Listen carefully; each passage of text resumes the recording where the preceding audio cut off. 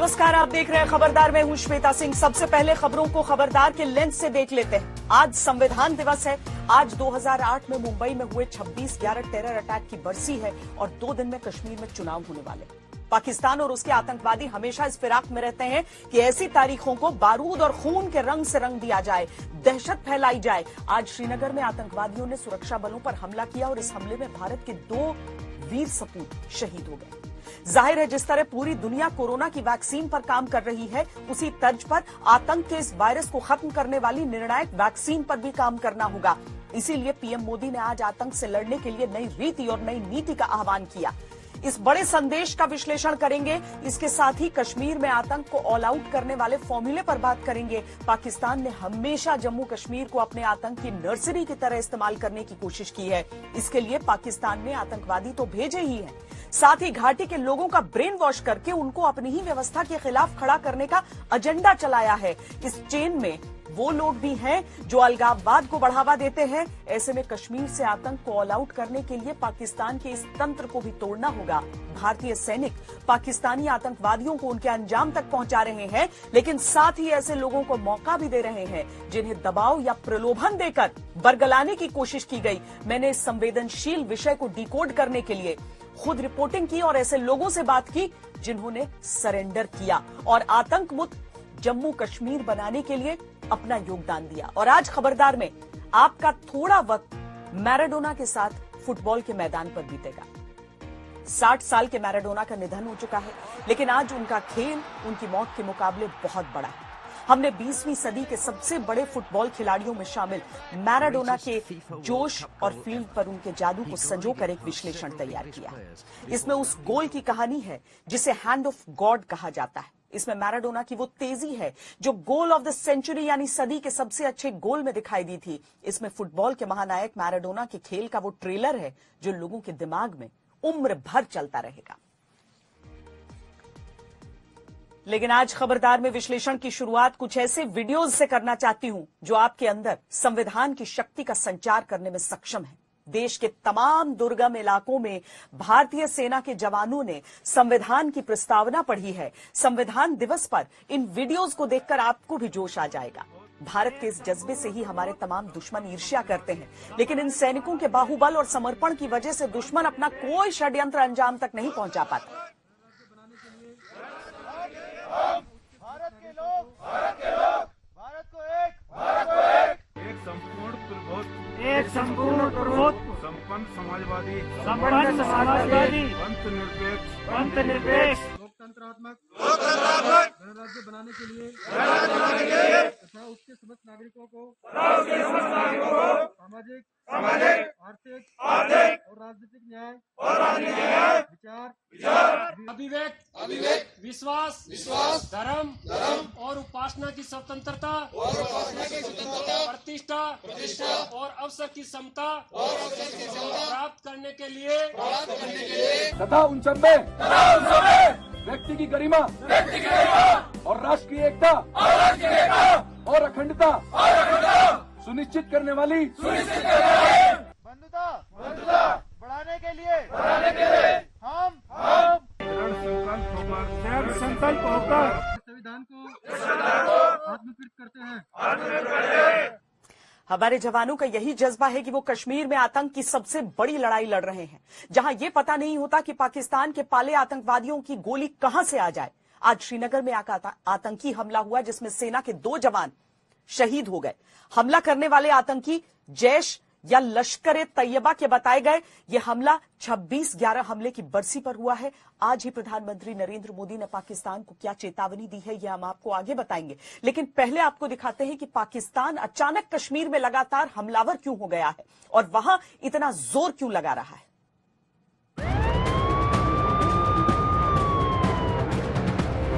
हमारे आर्मी के जवान आज रूटीन ड्यूटी पर थे, यहाँ आरोपी ड्यूटी पर थे।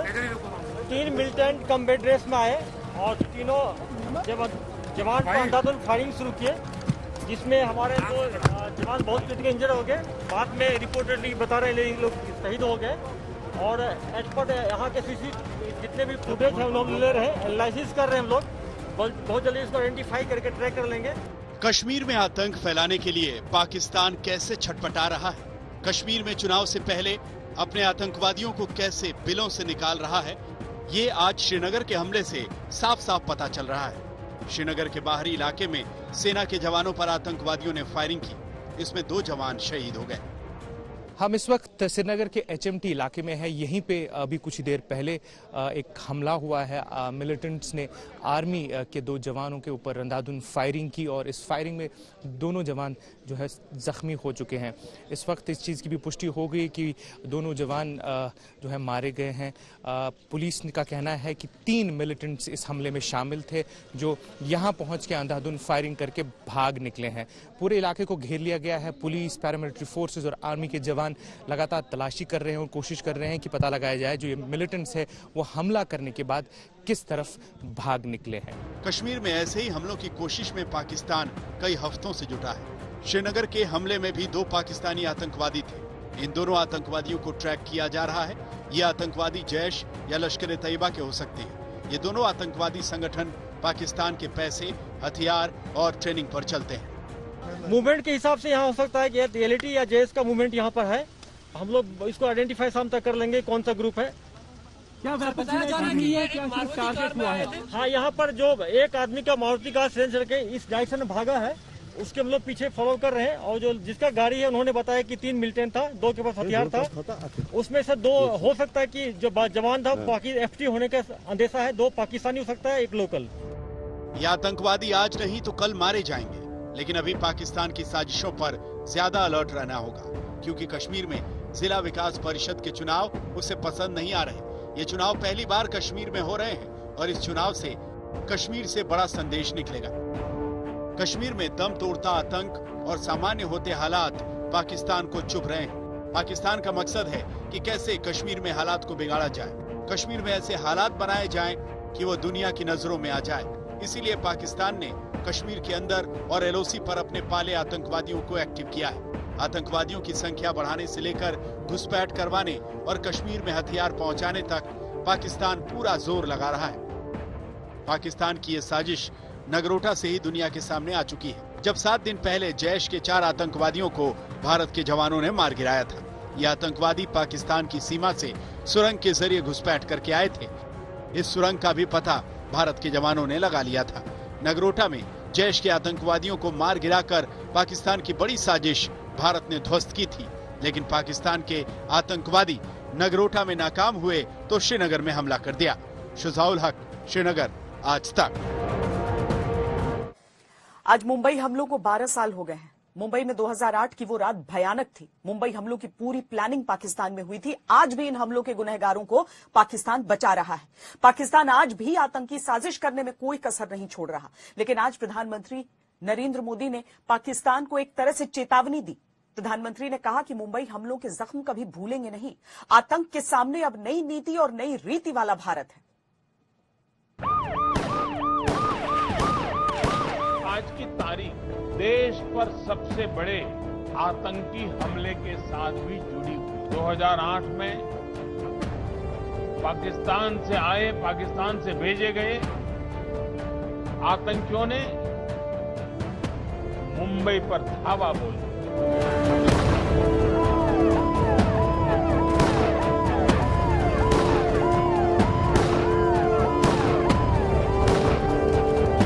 बारह साल पहले आज ही का दिन था। मुंबई में आज की ही वो रात थी। पाकिस्तान से भेजे गए 10 आतंकवादी मुंबई में घुस आए थे। सड़कों पर खून बहा रहे थे। 166 लोगों की जान ले ली थी। इसे कोई नहीं भूल सकता। इस हमले में अनेक लोगों की मृत्यु हुई थी। अनेक देशों के लोग मारे गए थे। मैं मुंबई हमले में मारे गए सभी लोगों को अपनी श्रद्धांजलि अर्पित करता हूं। इस हमले में हमारे पुलिस बल के कई जाबाज शहीद हुए थे। मैं उन्हें भी नमन करता हूं। आतंकवादियों से लड़ते हुए 18 जवान शहीद हुए थे। देश ने ऐसा हमला पहले कभी नहीं देखा था। ऐसे हमले पर कोई तैयारी भी नहीं थी।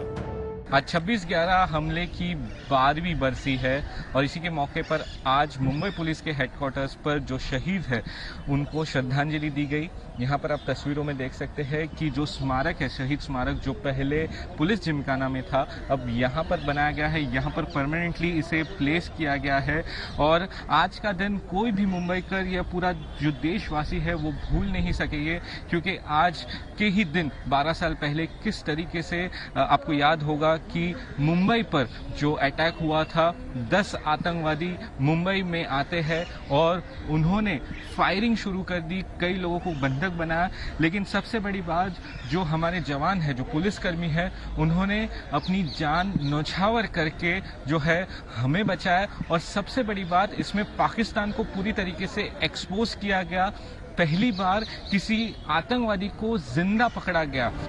पाकिस्तान के आतंकवादी पूरी तैयारी और प्लान से आए थे। एक के बाद एक मुंबई की 6 जगहों पर इन्होंने हमला किया, लोगों पर धुआंधार फायरिंग की, कई जगहों पर बम फिट करके विस्फोट किए गए। फिर ये गोला बारूद लेकर ताज और ओबरॉय होटल में घुस गए। ये पाकिस्तान में बैठे अपने आकाओं से बात कर रहे थे और यहाँ खून बहा रहे थे। इन्हें ज्यादा से ज्यादा लोगों को मारने को कहा गया था।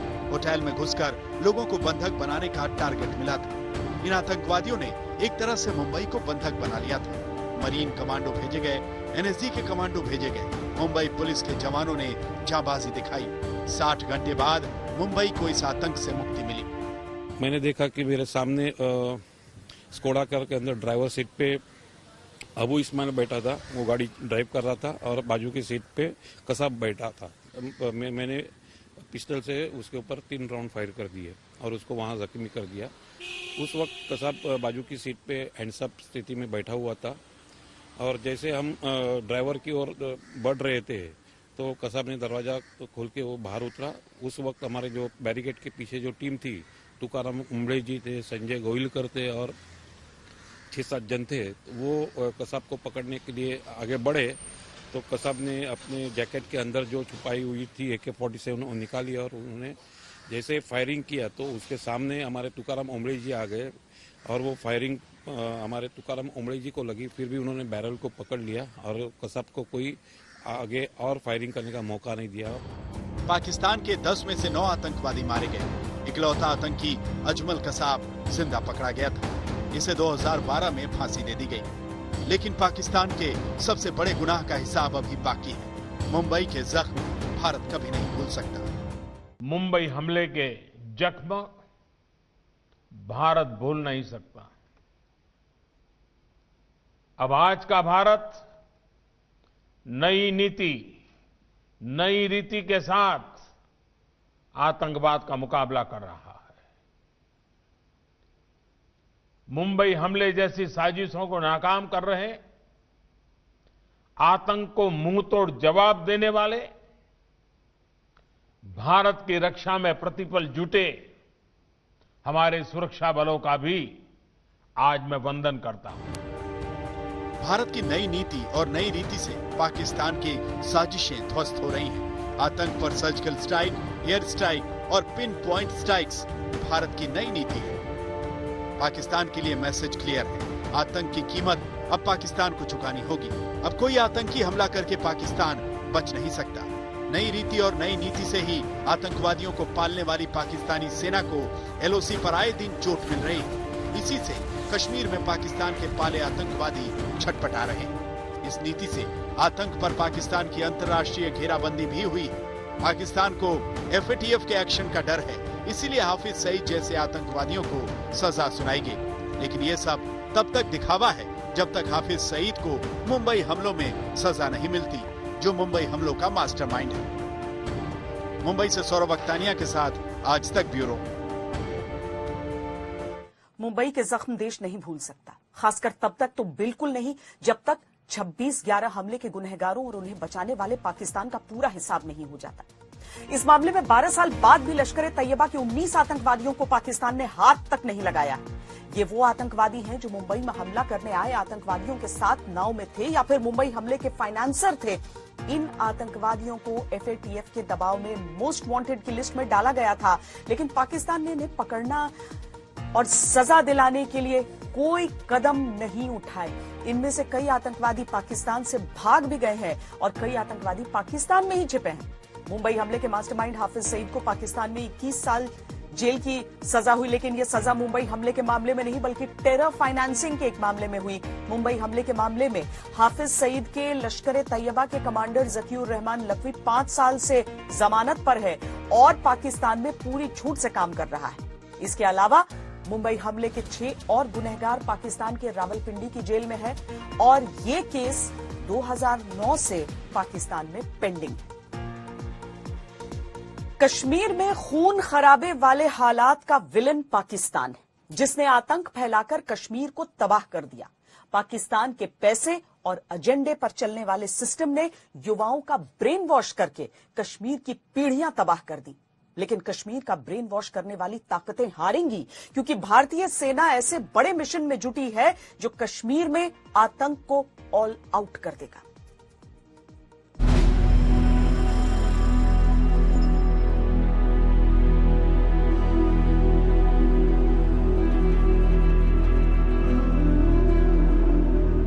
जो कहते हैं घाटी के युवा विचारधारा की लड़ाई लड़ रहे हैं, वो कान खोल कर सुन ले ये बातें। उस टाइम हम छोटे थे, 16 साल थी मेरी उम्र। फिर जब यहाँ मिलिटेंसी उड़ गई, डिस्ट्रिक्ट कुपवाड़ा में बहुत ज्यादा थी, सबसे ज्यादा डिस्ट्रिक्ट कुपवाड़ा में थी। और उस टाइम हम छोटे थे, ऑलरेडी बाहर के लोग यहाँ से आते थे और वो जो हम पहाड़ी लोग हैं इनको रिकवरी करके साथ में उठा के ले जाते थे। जो कहते हैं ये आजादी की लड़ाई है, वो सुने बहकावे की इस कहानी को। छोटे थे उस वक्त, 12-13 साल की मेरी एज थी, तो उस वक्त हम एक बहकावे में आ गए। ये हमारे को पता नहीं है कि आजादी क्या है, बर्बादी क्या है, किसी चीज का हम अनपढ़। जो फैलाते हैं झूठ का जहरीला नैरेटिव, वो सुने इन लोगों की आप बीती। गरीबी थी, पैसा नहीं था, हमारे माँ बाप गरीब थे, तो प्रेशर डालते थे, बोला अगर आप लड़के को उसके मिलिटेंट में नहीं भेजेंगे तो हमको आप रात को उड़ा देंगे।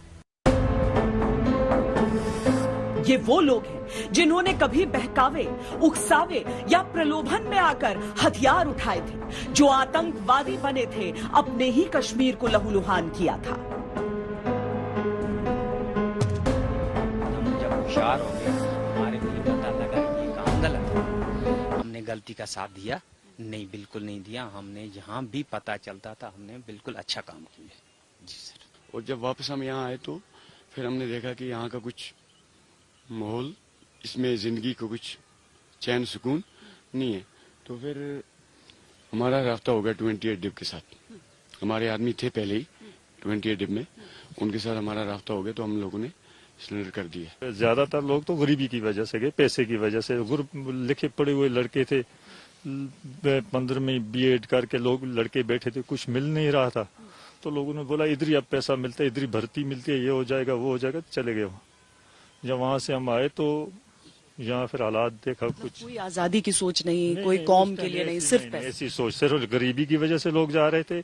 आज भी जो हो रहा है तो ज्यादातर ये गरीबी की वजह से लोग कर रहे हैं। मतलब कुछ गवर्नमेंट की तरफ से गरीबों के साथ मतलब ऐसा देखभाल नहीं हो रही। अगर ऐसी देखभाल हो तो मतलब ऐसा नहीं होगा, अंदाजा लगता हमारे को। लेकिन जैसे ही हिंसा की निरर्थकता को समझा, अलगाववादियों के एजेंडे को समझा, इन्होंने उस रास्ते को छोड़ दिया। इनसे मिलिए, इन्होंने आतंक के खात्मे के लिए 90 के दशक में इख्वान फोर्स खड़ी की। इख्वान जम्मू कश्मीर में सरेंडर्ड आतंकियों की ऐसी फोर्स थी जिसने आतंक पर अंकुश में बड़ी भूमिका निभाई। मेरे साथ मेरे तकरीबन 800-850 नौजवान मेरे साथ थे और उनकी जिंदगी सिर्फ 15 फुट, 20 फुट, 50 फुट जिंदगी उनकी बनी है। 50 फुट से बाहर नहीं निकलते हैं डर के मारे। वो मिलिटेंसी का डर है, वो मुखबिरों का डर है, वो दहशतगर्दों का डर है। अलबत्ता वो थे मेरे साथ, उन्होंने काफी काम किया है मेरे साथ।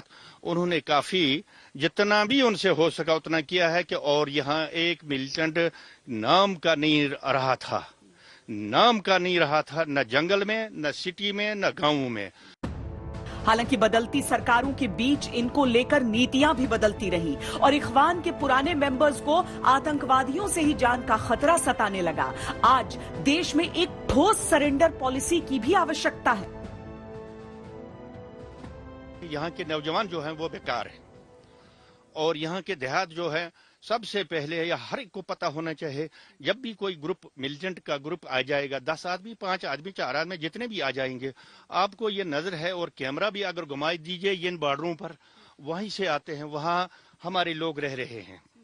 सबसे पहले हमारे लोगों को वहाँ उनका पता चलता है, मगर उसके बाद वो आगे आते हैं। अगर उन लोगों के साथ गवर्नमेंट कुछ बेकार लोगों नौजवान जो हैं उनके साथ किसी जगह भी एडजस्ट उनको करेंगे और उनका रोजी पानी तानी चलेगा, तो मेरे ख्याल में मिलिटेंसी नहीं उठेगा। ऐसे में न सुधरने वाले आतंकियों को ढेर करने और जो सही रास्ते पर लौटना चाहता है उसके लिए एक ठोस आत्मसमर्पण की नीति के जरिए आतंक को जम्मू कश्मीर से पूरी तरह से ऑल आउट किया जा सकता है। Definitely this is the strategy और हम चाहते हैं कि जो हमारा अपना जो इंडियन आदमी जो है, हम उसको जो है वो किसी के बहकावे में नहीं आना देना चाहते और उसके लिए हम उसको एक पूरा मौका देना चाहते हैं कि अगर किसी कारणवश वो किसी के बहकावे में आया है तो उसके पास ये मौका है कि वो अपने आप को जो है वो सरेंडर कर दे और एक मैसेजिंग जो है वो बाकियों को भी जाने दे कि कितनी इसकी फ्यूटिलिटी है, जिस चीज़ के लिए वो किसी के कहने के ऊपर जो है उसने जो है वो हथियार उठा लिया या उसने कोई ऐसा असला उठा लिया जिससे जो है वो नुकसान पहुंचाना चाहता है, या उसकी जो थिंकिंग है वो रेडिकलाइज हो गई और वो जो है अब कुछ ऐसा करना चाहता है जो देश के हित के बरखिलाफ।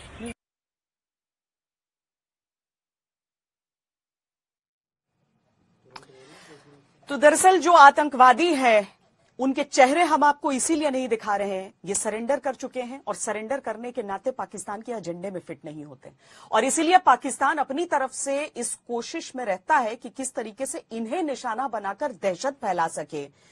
इसीलिए इनकी पहचान हम छुपा रहे हैं, लेकिन इनके विचार जानना इसीलिए जरूरी है क्योंकि पाकिस्तान की काली सोच इसी के जरिए बेनकाब होती है। अगली खबर का रुख करते हैं। इसी महीने बिहार के चुनावी नतीजे आए हैं, लेकिन अभी से 2021 के बंगाल चुनाव की आहट सुनाई पड़ रही है। भारत में चुनावों का ऐसा कैलेंडर है कि चुनावी मशीनरी हमेशा ऑन मोड में रहती है, इसीलिए एक साथ चुनाव की जरूरत पर कई बार बातें हुई हैं। आज प्रधानमंत्री नरेंद्र मोदी ने एक बार फिर एक देश एक चुनाव की वकालत की। प्रधानमंत्री नरेंद्र मोदी 80वें अखिल भारतीय पीठासीन अधिकारी सम्मेलन में वीडियो कॉन्फ्रेंसिंग से जुड़े थे। एक देश एक चुनाव का आइडिया बड़ा है, लेकिन इसके पक्ष विपक्ष में तलवारें खींची हैं। इसीलिए हमने इस पर एक विश्लेषण रिपोर्ट तैयार की है।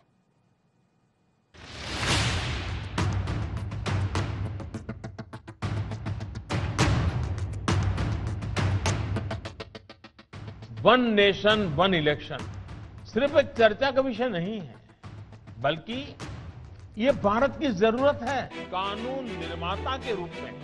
गुजरात के केवड़िया में देश भर के पीठासीन अधिकारियों के बीच प्रधानमंत्री नरेंद्र मोदी ने एक बार फिर एक देश एक चुनाव के मुद्दे को छेड़ दिया। कितनी ही बार प्रधानमंत्री के तौर पर नरेंद्र मोदी ने एक देश एक चुनाव की वकालत की। तर्क वही कि बार बार चुनावों का बोझ विकास में रोड़ा है। हर कुछ महीने में भारत में कहीं न कहीं बड़े चुनाव हो रहे होते हैं। इससे विकास के कार्यों पर जो प्रभाव पड़ता है उसे आप सब भली भांति जानते हैं। ऐसे में वन नेशन वन इलेक्शन पर गहन अध्ययन और मंथन आवश्यक है। हालांकि एक देश एक चुनाव की ये हिमायत जितनी सहज दिखती है उतनी है नहीं। इसके पक्ष और विरोध के तर्कों में जाएं उससे पहले भारत में चुनाव के चक्र को समझना जरूरी है। 1947 में आजादी के बाद भारत गणतंत्र बना और चुनाव की प्रक्रियाएं शुरू हुई। संविधान में साथ-साथ चुनाव की कोई विशेष व्यवस्था नहीं है, लेकिन 1952 और 1957 में लोकसभा और राज्यों के चुनाव साथ-साथ हुए। लेकिन ये सिलसिला तब टूटा जब 1959 में आर्टिकल 356 लगाकर नेहरू सरकार ने केरल की ईएमएस नंबूदरीपाद की सरकार बर्खास्त कर दी। 1967 के चुनाव में भी बिहार, यूपी, राजस्थान, पंजाब, पश्चिम बंगाल, ओडिशा, मद्रास और केरल में कांग्रेस को झटके लगे और विरोधियों की सरकारें बनी। ये सरकारें अस्थिर थी और अपना कार्यकाल पूरा किए बिना गिर गई।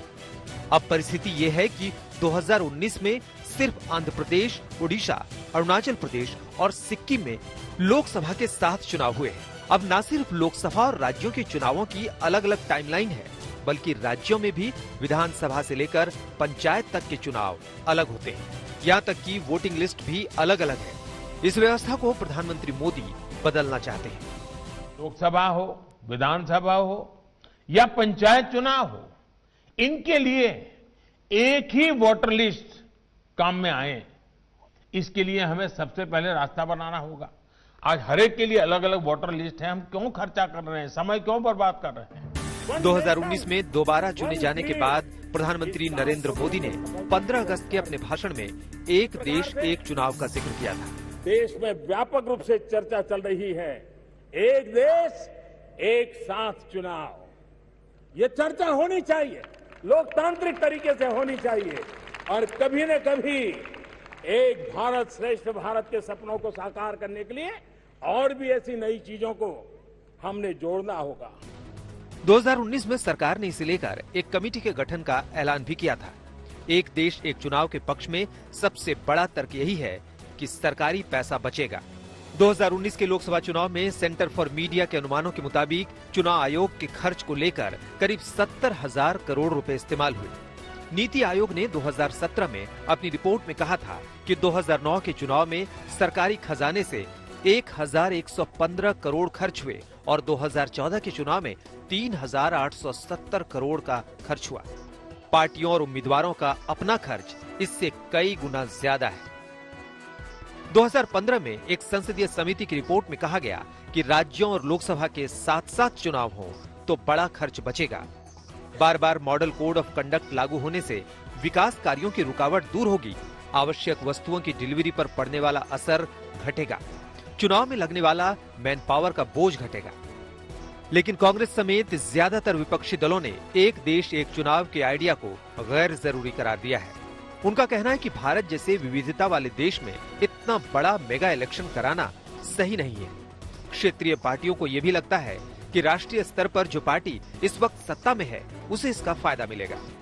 सवाल ये भी पूछा जा रहा है कि अगर कार्यकाल पूरा किए बिना सरकारें गिर गई तो क्या होगा। ऐसा कोई कदम नहीं उठाया जाए जिससे हमारे लोकतंत्र को नुकसान हो। क्या हमारे चुनाव आयोग जो कि बिहार में 7 फेज में चुनाव कराता है, यूपी में 9 फेज में चुनाव कराता है, क्या उसके अंदर इतनी अद्भुत दैवीय शक्ति आ गई कि 1 नेशन 1 इलेक्शन को एग्जीक्यूट कर ले। They are talking of something which doesn't exist, cannot exist. इसमें राष्ट्रीय बहस भी होनी चाहिए और उस पर सहमति भी होनी चाहिए। वैसे तमाम आशंकाओं के बावजूद 2014 के बाद से ही प्रधानमंत्री नरेंद्र मोदी जिस तरह बार बार एक देश एक चुनाव पर जोर दे रहे हैं, इससे ये संकेत मिलता है कि सरकार इसे लेकर बेहद गंभीर है। आज तक ब्यूरो।